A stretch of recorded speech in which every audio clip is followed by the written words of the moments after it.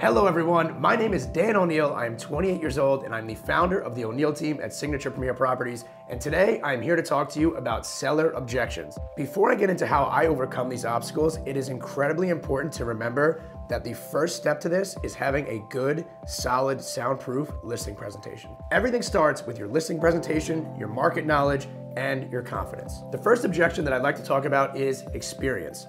You are always gonna have a seller ask you what kind of experience you have in their market, in their price point, so on and so forth. A great way to overcome the experience objection is to come confident and educated. Know the comps in the area. Know what you're talking about. Know the local restaurants, the local sushi places, everything and anything to do with that area. Make sure that you are that neighborhood expert before you go on that listing appointment. So that way you are so confident that they do not even ask you about your experience in their neighborhood or in their price point. Another major objection that we constantly run into is price point objection. Hey Dan, when we did our research, we saw that you only sold $500,000 or $600,000 houses. How are you gonna be equipped to sell my $5 million house? With the price point objection, the easiest way that I've found to overcome that is simply by just admitting that you have to start somewhere. You would not be getting that $5 million listing appointment if you did not have experience in another price point market. All you have to do is have your strong listing presentation. You have to be able to back up and justify your marketing and the amount of money that you're going to spend on marketing. And you have to let them know what exactly it is that you're going to do and show your value. Show why you are able to go up in that different price point and how the marketing could be the same, but it also will be a step above what you normally do, and how your main job as the listing agent is to get as many people through that front door as humanly possible. My favorite objection: I have a family or friend that is in real estate. Jeff Mays might correct me here, but I'm pretty sure that the average person knows 8 people in real estate. The easiest way to overcome the family and the business objection is to simply show your value.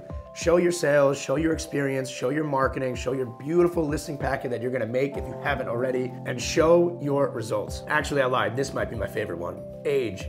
For me, being 28 years old and only having been in the business for 4 years, I get this constantly. That's not true. I used to get this constantly. Now, because of how confident I am, how much experience I have, how much marketing knowledge I have, and how I've set myself up for success, knowing every single neighborhood that I possibly can and everything to do with it, I never have that objection any longer. The last objection is one that we run into each and every single day, and that is the commission objection. Everyone wants a deal. Everyone wants to save money. Why do people list for sale by owner? It's because they don't want to have to pay a commission, and they think that our job is so easy. Unfortunately, in this market, it is super easy to sell a house. So what happens? You have all these brokers that are coming in that are gonna be lowballing a commission to your seller in order just to get the business. How you overcome that is by showing your value.